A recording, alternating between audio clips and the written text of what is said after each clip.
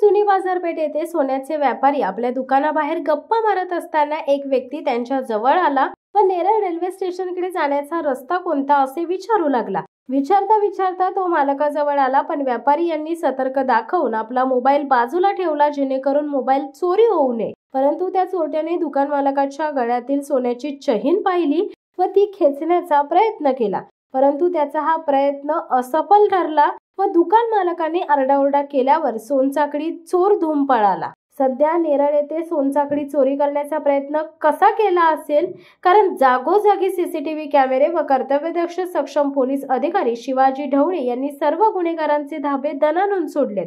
त्यातच हा चोर कुठून व कसा सोनसाखळी चोरण्यासाठी आला व तेही रात्री 11:30 वाजता।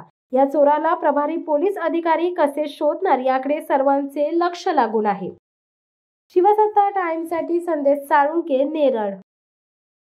दे धडक बेधडक वृत्त देणाऱ्या आपल्या शिवसत्ता टाइम्स न्यूज चॅनलला लाल बटन दाबून सबस्क्राईब करा आणि बेल आयकॉनला क्लिक करायला विसरू नका।